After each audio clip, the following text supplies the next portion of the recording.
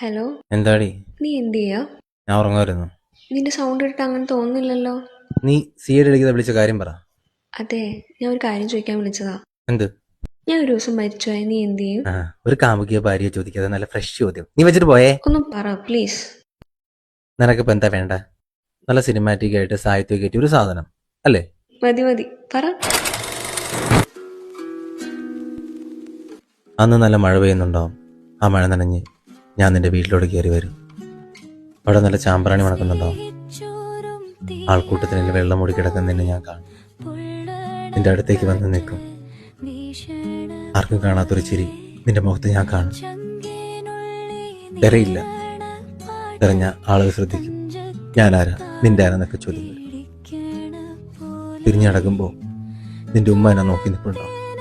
മുറുകെ പിടിച്ചിരിക്കുന്ന എൻ്റെ കൈ നിനക്കുള്ള മഹറായിരുന്നെന്ന് പോലെ. എന്നിട്ട് ആ മഴയത്തേക്ക് ഞാൻ ഇറങ്ങി. എൻ്റെ മരണം വരെ തോരാത്ത ആ മഴയത്തേക്ക്. അപ്പോ റിയൽ ആയിട്ടാണെങ്കിലോ? അറിയില്ല.